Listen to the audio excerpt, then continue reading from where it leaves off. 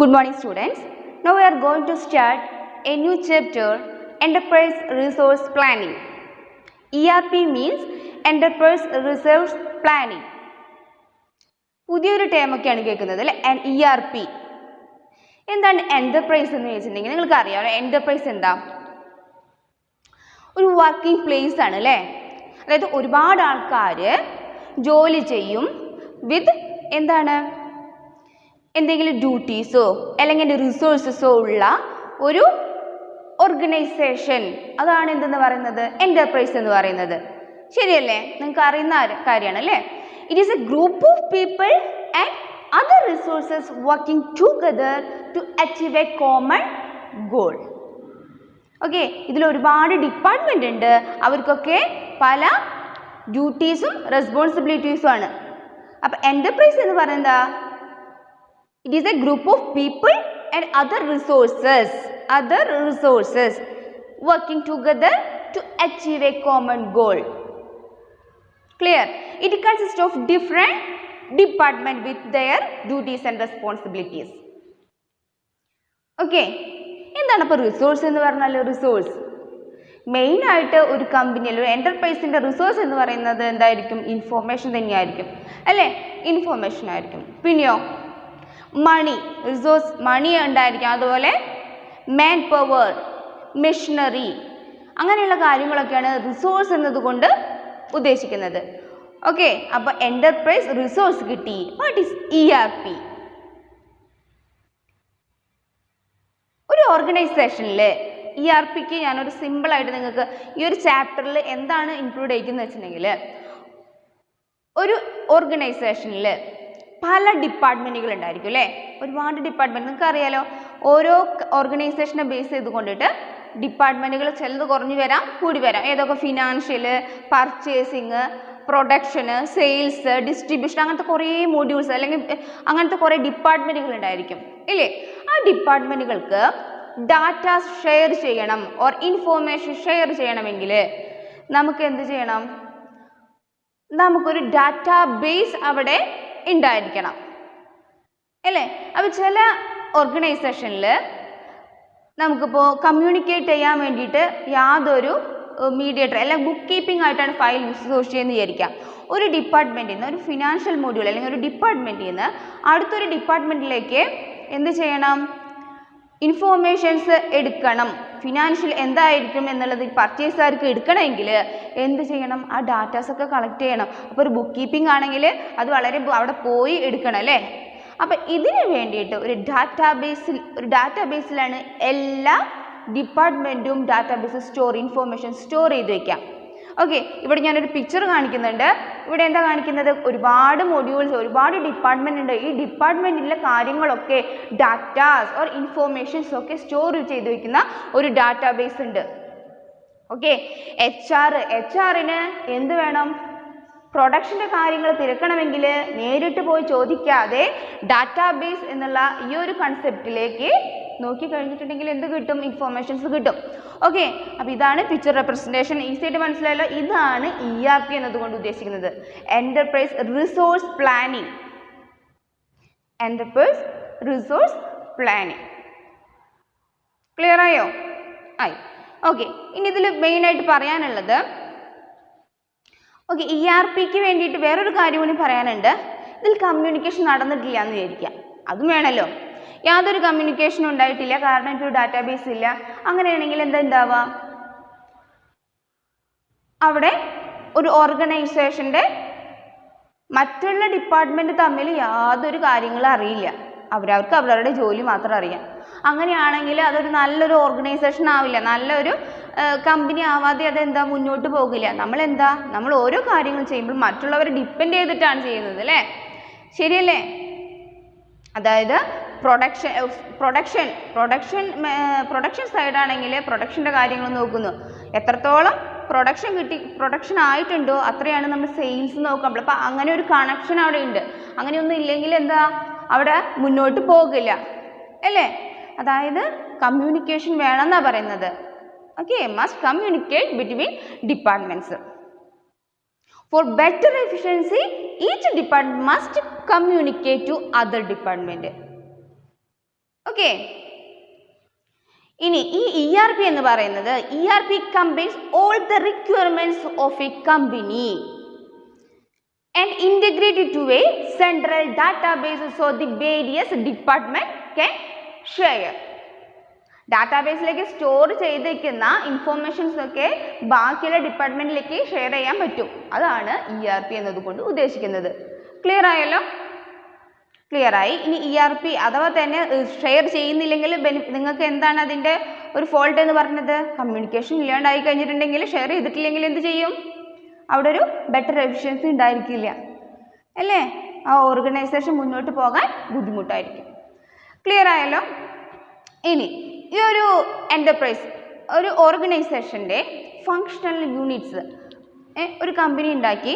ആ കമ്പനിയിൽ ഒരുപാട് ഡിപ്പാർട്ട്മെൻറ്റ്സ് ഉണ്ട് അല്ലേ? അതായത് ഒരുപാട് ജോലി ഒരൊറ്റയ്ക്ക് തന്നെ ഒരാൾ ചെയ്യാൻ പറ്റില്ലല്ലോ. അപ്പോൾ ചെറിയ ചെറിയ ഭാഗങ്ങൾ, മൊഡ്യൂൾസ് എന്നാ പറയുക, ചെറിയ ചെറിയ ഭാഗങ്ങളായിട്ട് നമ്മൾ എന്താ കാറ്റഗറൈസ് ചെയ്തിട്ടുണ്ട്. ഓക്കെ, അവരൊക്കെ ഓരോ ഡിപ്പാർട്ട്മെൻറ്റ് ആക്കിയിട്ട് മാറ്റി വെച്ചിട്ടുണ്ട്. അത് നമുക്ക് നോക്കാം. ഫങ്ഷണൽ യൂണിറ്റ്സ് ഏതൊക്കെയാണ് ERP ഫങ്ഷണൽ യൂണിറ്റ്സ് എന്ന് പറയുന്നത്? Financial module. First one financial module. എന്താ ഫിനാൻഷ്യൽ മൊഡ്യൂൾ എന്ന് പറയുന്നത്? ഫിനാൻഷ്യൽ അല്ലേ? അതായത് എന്താണ്? It collect financial data from various department and generate various reports. അതായത് ഫിനാൻഷ്യൽ സംബന്ധമായിട്ടുള്ള ഡാറ്റാസും ഒക്കെ കളക്ട് ചെയ്യുക, അതുപോലെ റിപ്പോർട്ട് കൊടുക്കുക. അതൊക്കെയാണ് ഒരു ഫിനാൻഷ്യൽ ഡിപ്പാർട്ട്മെൻറ്റിൻ്റെ ഡ്യൂട്ടീസ്. ആ മൊഡ്യൂൾ എന്ന് ഉദ്ദേശിക്കുന്നത്, ഈ മൊഡ്യൂളിൽ എന്തൊക്കെയാണുള്ളത്? വേരിയസ് ഡിപ്പാർട്ട്മെൻറ്റിൽ നിന്ന് കിട്ടുന്ന എന്ത് ഡാറ്റാസ്, ഏത് ടൈപ്പ് ഓഫ് ഡാറ്റാസ്? ഫിനാൻഷ്യൽ ഡാറ്റാസും അതുപോലെ തന്നെ റിപ്പോർട്ട്സ് എന്നൊക്കെ പറയുമ്പോൾ നിങ്ങൾ കേട്ടിട്ടുണ്ടാകും അല്ലേ? ബാലൻസ് ഷീറ്റ് നിങ്ങൾ ടാലിയിൽ പഠിച്ചിട്ടുണ്ടോ? Balance sheet, trial balance, general ledger, അങ്ങനെയൊക്കെയാണ് എന്ത് റിപ്പോർട്ടൊക്കെ കൊടുക്കാനൊക്കെ പറ്റും. ഒരു എക്സാമ്പിൾ പറയുകയാണെങ്കിൽ ടാലി നോക്കുക നിങ്ങൾ. ടാലിയിൽ എന്താ ഡാറ്റാസ് ഇൻസേർട്ട് ചെയ്യാനൊക്കെ പറ്റും അല്ലേ? ഫിനാൻഷ്യൽ ഡേറ്റ എത്ര ട്രാൻസാക്ഷൻ നടന്നിട്ടുണ്ട് അങ്ങനെയുള്ള കാര്യങ്ങളൊക്കെ നടത്തും, അതിൻ്റെ റിപ്പോർട്ടും കിട്ടും. അതാണ് ഫിനാൻഷ്യൽ മൊഡ്യൂളിൽ പറയുന്നത്. ഈസി അല്ലേ? അടുത്തെന്ന് പറയുന്നത് മാനുഫാക്ചറിങ്. എന്താ മാനുഫാക്ചറിങ് എന്ന് പറയുന്നത്? It module manage and provides information four entire production process. ഒരു പ്രൊഡക്ഷൻ പ്രോസസ്സിന് വേണ്ടിയിട്ടുള്ള ഇൻഫോർമേഷൻസ് പ്രൊവൈഡ് ചെയ്യാം. ഓക്കെ, അല്ലെങ്കിൽ മാനേജ് ചെയ്യുക. അതാണ് എന്ത് മാനുഫാക്ചറിങ് മൊഡ്യൂളിൽ പറയുന്നത്. ഓക്കെ, എന്താണ് പറയുന്നത്?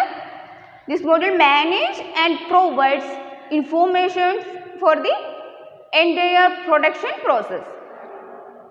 ഓക്കെ, ദെൻ തേർഡ് പറയുന്നത് പ്രൊഡക്ഷൻ പ്ലാനിങ് മൊഡ്യൂളാണ്. പ്രൊഡക്ഷൻ പ്ലാനിങ് ആണ് അല്ലേ? Production planning. അപ്പോൾ എന്താ ചെയ്യേണ്ടത്? നമുക്ക് മാക്സിമം പ്രൊഡക്ഷൻ കിട്ടണം. ഒരു ഓർഗനൈസേഷനെ സംബന്ധിച്ചിട്ട് മാക്സിമം പ്രൊഡക്ഷനാണ് നമുക്ക് കിട്ടേണ്ടത് അല്ലേ? ഓക്കെ, അല്ലെങ്കിൽ മാക്സിമം ബെനിഫിറ്റ്. ഓക്കെ, മിനിമം അല്ലെങ്കിൽ ലോസ് ഇല്ലാതെ പ്രൊഡക്ഷൻ മാക്സിമം കിട്ടും വേണം. അതാണ് എന്ത് പ്രൊഡക്ഷൻ പ്ലാനിങ്ങിൽ പറയുന്നത്. Okay, it is used for utilization of resource in an optimized way so as the maximize the production and minimize the loss. Clear ആയല്ലോ? അതാണ് production planning. maximize the production and minimize the loss. എന്താ optimisation എന്ന് പറഞ്ഞാൽ? Optimization means to use resource effectively for the production. നമ്മൾ resource എന്തൊക്കെയാണെന്ന് പറഞ്ഞല്ലേ? മണി, machinery, അങ്ങനത്തെ കാര്യങ്ങളൊക്കെയാണ്. അല്ലെങ്കിൽ മാൻ പവർ, അതൊക്കെയാണ് എന്ത് ഈ റിസോഴ്സ് എന്ന് പറയുന്നത്. ഈ റിസോഴ്സസ് യൂസ് ചെയ്യണം എഫക്റ്റീവ്ലി ഫോർ ദി പ്രൊഡക്ഷൻ. ഒരു പ്രൊഡക്ഷന് വേണ്ടിയിട്ട് അത്രയും നല്ല രീതിയിൽ റിസോഴ്സ് എന്ത് ചെയ്യണം? യൂസ് ചെയ്യണം. അതാണ് പ്രൊഡക്ഷൻ പ്ലാനിങ്ങിൽ ഉദ്ദേശിക്കുന്നത്. അങ്ങനെ യൂസ് ചെയ്താലാണ് എന്ത് ലോസ് ഇല്ലാതെ നമുക്ക് പ്രൊഡക്ഷൻ നല്ല രീതിയിൽ കൊണ്ടുപോകാൻ സാധിക്കുകയുള്ളൂ. കറക്റ്റ് അല്ലേ? അതാണ് പ്രൊഡക്ഷൻ പ്ലാനിങ്ങിൽ പറയുന്നത്. Then HR module. HR നിങ്ങൾ കേട്ടിട്ടുണ്ടാവും. HR എന്നൊക്കെ കേട്ടിട്ടുണ്ടാവും അല്ലേ? ഒരു കമ്പനിയിൽ HR ആണെന്നൊക്കെ കേട്ടിട്ടില്ലേ? HR എന്ന് വെച്ചത് ഹ്യൂമൻ റിസോഴ്സ്.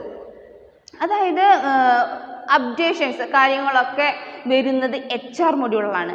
അതായത് ഒരു എംപ്ലോയിയുടെ കംപ്ലീറ്റ് ഹിസ്റ്ററി അല്ലെങ്കിൽ കംപ്ലീറ്റ് ഡാറ്റാസ്, അതുപോലെ തന്നെ അതിൻ്റെ അറ്റൻഡൻസ് ഷീറ്റ് അല്ലെങ്കിൽ സാലറി, പ്രൊമോഷൻ, അങ്ങനത്തെ കുറേ കാര്യങ്ങളൊക്കെ ഏതിലാണ്, ഏത് മൊഡ്യൂളിലാണ് വരുന്നത്? HR മൊഡ്യൂളിലാണ് വരുന്നത്. HR, human resource. Okay, human resource module maintain and update complete employee details database which consists of information like details, salaries, attendance and promotion. ഒരു ഡാറ്റാബേസ് തന്നെ, ഒരു ഡീറ്റെയിൽഡ് ഡാറ്റാബേസ് തന്നെയാണ് HR മൊഡ്യൂളിൽ ഉണ്ടാവുക. എന്താ കാര്യം? എംപ്ലോയിയുടെ എല്ലാ കാര്യങ്ങളും, ഡീറ്റെയിൽസ് ആയാലും സാലറി ആയാലും അറ്റൻഡൻസ് ആയാലും പ്രൊമോഷൻ ആയാലും അതുപോലെ ഓരോ കാര്യങ്ങൾ അല്ലെങ്കിൽ ഒരു ഓർഗനൈസേഷൻ്റെ വിവരങ്ങളൊക്കെ കിട്ടുന്നത് എന്താണ്? HR മൊഡ്യൂളിൽ നിന്നാണ്. HR മൊഡ്യൂൾ ക്ലിയർ ആയല്ലോ. അടുത്തെന്ന് പറയുന്നത് ഇൻവെന്ററി കൺട്രോൾ മൊഡ്യൂൾ. ഇൻവെന്ററി അല്ലേ, എന്താ ഇൻവെന്ററി എന്ന് പറയുന്നത്? It manages the stock requirement for an organisation. അതായത് സ്റ്റോക്ക് റിക്വയർമെൻറ്റ്സ്, ഒരു ഓർഗനൈസേഷന് വേണ്ടിയിട്ടുള്ള സ്റ്റോക്ക് റിക്വയർമെൻറ്റ്സ് ഉണ്ടല്ലോ, അതിനൊക്കെ മാനേജ് ചെയ്യുന്നതാണ് എന്ത്? മാനേജ് ചെയ്യുക, കൺട്രോൾ ചെയ്യുന്നതാണ് എന്ത്? ഇൻവെന്ററി കൺട്രോൾ മൊഡ്യൂൾ പറയുന്നത്. It manages the stock requirement for an organisation. Clear. അടുത്തത് പറയുന്നതാണ് പർച്ചേസിംഗ് മൊഡ്യൂൾ. പർച്ചേസിംഗ് അതിൽ നിന്ന് നമ്മളിപ്പോൾ ഓരോ മൊഡ്യൂൾ പഠിക്കുമ്പോൾ അതിൽ നിന്ന് തന്നെ നിങ്ങൾക്ക് എഴുതാൻ കിട്ടും അല്ലേ. പർച്ചേസ്, എന്താ പർച്ചേസ് എന്ന് പറയാം? റോ മെറ്റീരിയൽസിൻ്റെ അവൈലബിലിറ്റി അല്ലേ, ചെക്ക് ചെയ്യുക അല്ലേ. അതായത് നമ്മൾ ഒരു പ്രൊഡക്ഷൻ, ഇപ്പോൾ എക്സാമ്പിൾ പറയുകയാണെങ്കിൽ ഞാൻ ഉണ്ടാക്കുന്നത് ഒരു പേഴ്സ് ആണെന്ന് വിചാരിക്കുക. ആ പേഴ്സിൻ്റെ റോ മെറ്റീരിയൽസ് എനിക്ക് കളക്ട് ചെയ്യണം അല്ലേ, കറക്റ്റ് ടൈമിൽ ആൻഡ് കറക്റ്റ് ഒരു ഏറ്റവും ലെസ് ആയിട്ടുള്ള ഏറ്റവും കുറവ് കിട്ടുന്ന ഒരു പർച്ചേസിങ് കോസ്റ്റ് എനിക്ക് അവിടെ വേണം അല്ലേ, അറ്റ് റൈറ്റ് ടൈമിൽ വേണം. അതാണ് എന്തെന്ന് പറയുന്നത്? പർച്ചേസിങ് മൊഡ്യൂളിൽ പറയുന്നത്. Purchasing module it is responsible for the availability of raw materials okay in the right time at the right place. ഇതാണ് എന്ത്? Purchasing module. ക്ലിയർ ആയല്ലോ. ഇനി എന്താണ് മാർക്കറ്റിംഗ് മൊഡ്യൂൾ? മാർക്കറ്റിംഗ് അല്ലേ, മാർക്കറ്റിംഗ് എന്ന് പറയുന്നത്, മാർക്കറ്റിംഗ് ഒരു നിങ്ങൾക്ക് മാർക്കറ്റിംഗ് എഞ്ചിനീയർ എന്നൊക്കെ കേട്ടില്ലേ, അതിൻ്റെ അർത്ഥം എന്താ? കസ്റ്റമേഴ്സിനെ മോണിറ്റർ ചെയ്യുക. ഓക്കെ, കസ്റ്റമേഴ്സ് ഓർഡർ മോണിറ്റർ ചെയ്യുക, അതുപോലെ കസ്റ്റമർ സാറ്റിസ്ഫാക്ഷൻ ഇൻക്രീസ് ചെയ്യിപ്പിക്കുക. ഓക്കെ, അല്ലെങ്കിൽ ക്രെഡിറ്റ്സ് റിസ്ക് ഒക്കെ ഉണ്ടായിരിക്കില്ലേ, അങ്ങനത്തെ ബുദ്ധിമുട്ടുകളൊക്കെ ഉണ്ടെന്ന് വെച്ചിട്ടുണ്ടെങ്കിൽ അത് എലിമിനേറ്റ് ചെയ്യുക. അങ്ങനത്തെ കാര്യങ്ങളൊക്കെയാണ് എന്തെന്ന് പറയുന്നത്? ഈ മാർക്കറ്റിംഗ് മൊഡ്യൂൾ എന്ന് പറയുന്നത്. മാർക്കറ്റിംഗ് മൊഡ്യൂൾ എന്തെങ്കിലും ഒരു പ്രോഡക്റ്റ് ഉണ്ടാക്കിയെങ്കിൽ നമ്മൾ എന്താ ചെയ്യേണ്ടത്? അതിൻ്റെ കസ്റ്റമർ ഓർഡർ മോണിറ്ററിങ് നടത്തുന്നത് ആരാണ്? മാർക്കറ്റിംഗ് മൊഡ്യൂളാണ്. Okay, that means it is used for monitoring customer order. Okay, then increased customer satisfaction. ഒരു പ്രൊഡക്റ്റ് കസ്റ്റമറിൻ്റെ കസ്റ്റമർ പറയാണ് ഇത് ഓക്കെയാണ് നല്ലതാണെന്ന് പറയുമ്പോൾ അത്രയും ആ ഒരു കാര്യങ്ങളൊക്കെ ആ ഒരു മേഖലകളൊക്കെ നോക്കുന്നത് ആരാണ്? മാർക്കറ്റിംഗ് മൊഡ്യൂളാണ്. ക്ലിയർ ആയല്ലോ. ഓക്കെ, അടുത്തത് പറയുന്നത് സെയിൽസ് ആൻഡ് ഡിസ്ട്രിബ്യൂഷൻ അല്ലേ. സെയിൽസ് എന്താ? സെയിൽസ് എന്ന് പറയുന്നത് അതായത് ഒരു പ്രൊഡക്റ്റ് എന്ത് ചെയ്യണം? നമ്മൾ സെയിൽ ചെയ്യണം അല്ലേ. അതെന്താ പറയുന്നത്? This module manages the sales and distribution activities. ഇതെന്താ? സെയിൽസും ഡിസ്ട്രിബ്യൂഷനും ഒക്കെ ആ ഒരു മാനേജ് ചെയ്യുന്ന ഒരു മൊഡ്യൂൾ ആണ് എന്ത്? സെയിൽസ് ആൻഡ് ഡിസ്ട്രിബ്യൂഷൻ മൊഡ്യൂൾ എന്ന് പറയുന്നത്. Okay, it includes increase order placement, അങ്ങനെയുള്ള കാര്യങ്ങളൊക്കെയാണ് ഇതിൽ പറയുന്നത്. പിന്നെ ഒരു കാര്യം കൂടി പറയുന്നുണ്ട്, ഇ-കൊമേഴ്സ് ആയിട്ട് വെബ്സൈറ്റിലൊക്കെ ഈ പ്രൊഡക്റ്റ് നമ്മൾ കൊടുക്കുകയാണ്, സെയിൽ ചെയ്യാണ്, ഡിസ്ട്രിബ്യൂട്ട് ചെയ്യുകയാണെന്നൊക്കെ ഇല്ലേ, അതൊക്കെ നമ്മൾ ഒരു ഇൻറ്ററാക്ഷൻ വരുന്നത് ഏത് മൊഡ്യൂളിലാണ്?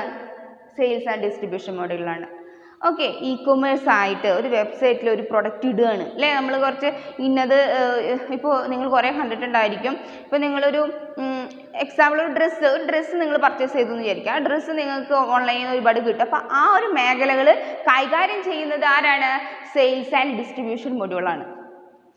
Okay, this module integrates with ecommerce websites.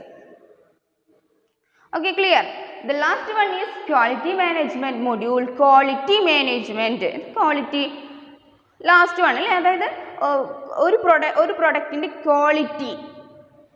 ക്വാളിറ്റിയും അതുപോലെ ഒരു ക്വാളിറ്റി പ്ലാനിങ്, അതുപോലെ inspection, quality inspection and quality control എല്ലാം കൂടിയിട്ട് ഡീൽ ചെയ്യുന്ന അല്ലെങ്കിൽ അതിനൊക്കെ മാനേജ് ചെയ്യുന്നതാണ് ക്വാളിറ്റി കൺട്രോൾ മൊഡ്യൂൾ എന്ന് പറയുന്നത്. Okay, it deals with quality planning, quality inspection and quality control. ഒരു പ്രൊഡക്ഷൻ്റെ ക്വാളിറ്റിയുമായിട്ട് ബന്ധപ്പെട്ട എല്ലാ കാര്യങ്ങളും നടക്കുന്നത് എന്താണ്? Quality management മൊഡ്യൂളിലാണ്. ക്ലിയർ ആയല്ലോ? അപ്പോൾ ഈ മൊഡ്യൂൾസ് ഒന്ന് പഠിച്ചു വയ്ക്കാം. അപ്പോൾ നിങ്ങൾ ഡീപ്പായിട്ട് ഇങ്ങനെ കാണാപ്പാടം പഠിക്കേണ്ട ആവശ്യമൊന്നുമില്ല, മനസ്സിലാക്കിക്കൊണ്ട് നിങ്ങളുടെ രീതിയിൽ എഴുതാൻ ശ്രമിക്കാം. Okay, financial module, manufacturing module, production planning module, HR module, inventory control module, purchasing module, marketing module, sales and distribution module. The last one is quality management module. Okay, clear? ഇനി എടുക്കേണ്ടത് ബിസിനസ് പ്രോസസ് റീഎഞ്ചിനീയറിംഗ് ആണ്. Business process റീഎഞ്ചിനീയറിംഗ്, BPR എന്ന് പറയുന്ന ഒരു term. അപ്പോൾ അത് നമുക്ക് അടുത്ത ക്ലാസ്സിൽ ഡിസ്കസ് ചെയ്യാം. അപ്പോൾ ഇതുവരെ എല്ലാവരും നന്നായിരുന്നു പഠിക്കുക. ഓക്കെ, അടുത്ത ക്ലാസ്സിൽ കാണാം. ബൈ.